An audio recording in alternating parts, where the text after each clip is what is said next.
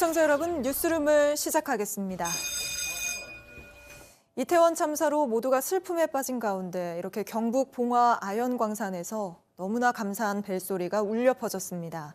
지하 190m에 갇힌 채 생사를 알 수 없던 노동자 2명이 살아있다는 걸 알리는 벨소리였습니다.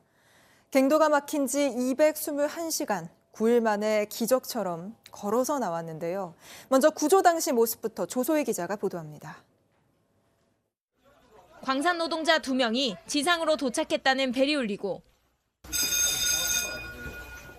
구조대원의 부축을 받아 밖으로 걸어 나옵니다. 지난달 26일 토사가 쏟아지면서 갱도에 갇힌 지 9일 만입니다. 동료와 구조대원들은 졸였던 가슴을 쓸어내렸습니다. 작업반장 60대 박모 씨와 보조작업자 50대 박모 씨는 수직 갱도 지하 190m에서 작업을 하다 고립됐습니다. 7, 80m 정도 떨어진 위치에서 작업을 했었습니다.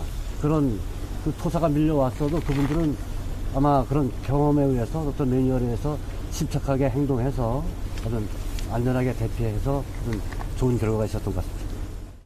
구조된 곳은 당시 작업 장소에서 30m 떨어진 원형 공간으로 100제곱미터 30평 정도로 사방에서 갱도들이 모이는 교차로였습니다. 큰 돌덩이로 막혀 있을 거라 예상됐던 지점이 흙더미여서 구조 작업에도 속도가 붙었습니다. 200시간이 넘는 긴 시간 동안 두 노동자는 서로를 의지해 버텨냈습니다. 대피 장소에서 어깨를 맞대서 이렇게 같이 체온을 유지하면서 이렇게 앉아 있었다 이런 얘기를 들었습니다. 안에 고립돼 있던 분들하고 그 달려간 직원이 부둥켜 안고 막 울고 있었습니다. 근데 의외로 상태가 상당히 좋은 걸 보고 이제 놀랐습니다. JTBC 조소입니다. 춥고 먹을 것 하나 없는 갱도 안에서 어떻게 221시간이나 버텼을까요? 인스턴트 커피를 밥 삼아 나눠 마시고 비닐로 천막을 치고 모닥불을 피우며 추위를 견뎠다고 합니다. 이어서 최은경 기자입니다. 불빛 하나 없는 갱도를 따라 들어가 보니 돌을 실어 나르는 광차가 눈에 띕니다.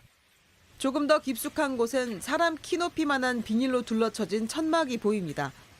축축한 바닥을 피하기 위한 패널도 깔려 있습니다. 매몰 사고 이후 두 광산 노동자가 만든 공간입니다. 자, 저기 불을 켜고 있었어. 일로 와, 이거 좀 비춰. 자, 이렇게 살았어요. 이들은 천막 안에서 어깨를 맞대며 체온을 유지했고 마른 나뭇가지를 모아 모닥불을 피워 추위를 이겨냈다고 전했습니다. 다행히 공기가 잘 통하는 곳에 자리 잡아 질식사 위험을 피할 수 있었습니다. 무너진 데에서 가만히 있었던 것이 아니고 최적의 장소를 찾아서 그런 것들을 이렇게 비닐로 치고 아까처럼 자기들이 생존할 수 있도록 공간을 확보한 거로 보여주더라고요. 두 광산 노동자의 주식은 커피 믹스였습니다. 가지고 있던 산소 용접기로 물을 끓여 커피 믹스 30봉지를 타 밥 대신 나눠 먹었고 3일 만에 커피가 다 떨어지자 갱도에서 떨어지는 물을 마시며 버텼다고 합니다. 어려운 상황에서도 두 사람을 버티게 한 힘은 구조대원의 발파 작업 소리였습니다. 발파 소리가 들릴 때 우리를 구조하러 오는구나 하는 그런 기대감을 느꼈고 발파 소리가 들리지 않았을 때는 절망감도 느꼈다고 하는 게 요구조자분들의 소감입니다. 생환의 기적을 이뤄낸 두 사람은 병원에서 치료를 받고 있습니다. JTBC 최윤경입니다. 네, 이번엔 구조된 광산 노동자들이 입원해 있는 병원으로 가보겠습니다. 윤도열 기자가 안동병원에 나가 있습니다. 자, 윤 기자, 우선 구조된 노동자들 건강이 가장 걱정이 되는데요. 어제 병원에 도착했을 때 비교적 건강한 상태라고 했는데 검사 결과도 그렇게 나왔나요? 네, 오늘 오후 주치의가 내려와서 두 분 건강 상태에 대해서 말을 했습니다.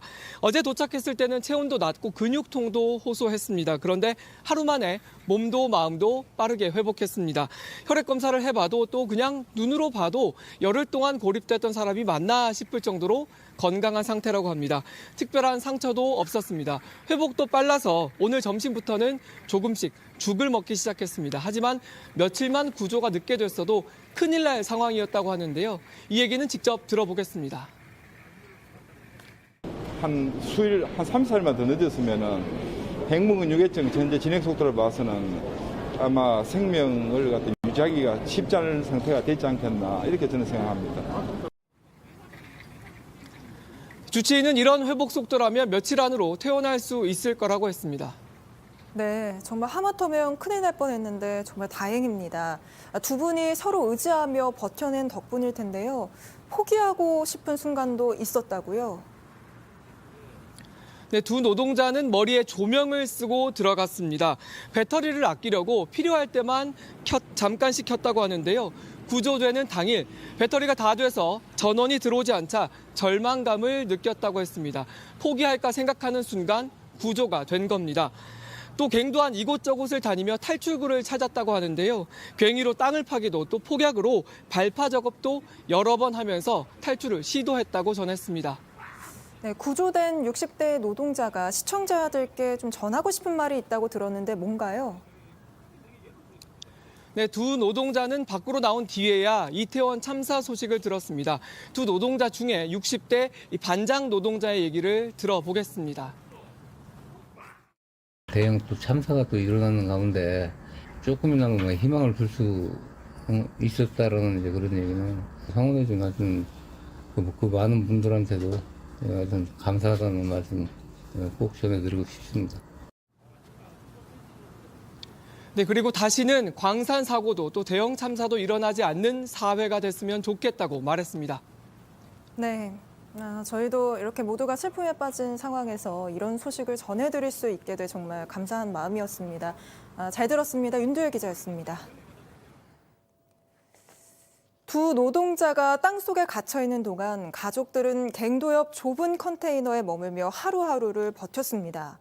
그래도 살아있을 거란 희망을 버리지 않고 구조되기 8시간 전에도 아버지 무사히 살아나오셔서 단둘이 소주 한잔 하자는 편지를 땅속으로 내려보내기도 했는데요. 아들의 소원은 이제 기적처럼 이뤄지게 됐죠. 신혜원 기자입니다. 기적의 생還소식이 들려오기 꼭 8시간 전. 밑에서는 불꽃이 추위 떠는데 꼭 이 기회가 나오고 우리가 금방 곧 구출해줄 거니까 그때까지만 제발 좀. 갱도 옆 작은 컨테이너에서 열흘째 함께 사투를 벌여온 가족들은 애타는 마음을 편지에 담아 땅속으로 내려보냈습니다. 단둘이 소주 한잔 마셔본 적도 없는데 무사히 나오셔서 소주 한잔 꼭 아버지랑 하고 싶습니다. 아버지 사랑합니다. 꼭 살아서 나오세요. 신경 안정제를 먹으며 하루하루를 버티면서도 단 한순간도 살아있을 거란 희망을 버리지 않았습니다. 고립 221시간 만인 어젯밤 11시 3분. 구조대원들의 부축을 받긴 했지만 두 사람은 분명 스스로의 힘으로 고립됐던 갱도를 걸어 나왔습니다. 안에 고립돼 있던 분들하고 그 달려간 직원이 부둥켜 안고 막 울고 있었습니다. 그 이름을 막 부르시더라고요. 무슨 형 하면서. 8시간 전 땅 아래로 내려보낸 가족들의 염원이 하늘에 닿은 순간입니다. 먼 발치서 구조 작업을 지켜보던 가족들은 곧장 구급차를 따라 병원으로 향했습니다. 아버지는 아들의 이름을 또렷이 불렀습니다. 준철이 왔냐 그러시더라고요. 제 이름이 또 이제 아버지가 부르는 이름이 또 있거든요. 듣자마자 뭐라고 하셨어요? 저요? 저는 아버지를 크게 부르죠. 아버지 세상 난리 났어요. 아버지 유명인 되셨어요. 이렇게 얘기했습니다. 땅 위에서 전한 마음이 통한 듯 아버지 역시 회복되면 밥 한 그릇에 소주 한 잔 하고 싶다는 말을 전했습니다. 소주도 무조건 소주 하면서 얘기할 겁니다. 소주 한잔 하면서. 예. 뭐 일단 아버지 보면은 꼭 안아드리고 싶었고 또 사랑한다는 말 꼭 해드리고 싶었어요. 가족들은 구조 작업에 애써준 모든 분들께 감사 인사를 전한다며 안도의 미소를 지었습니다. JTBC 신혜원입니다.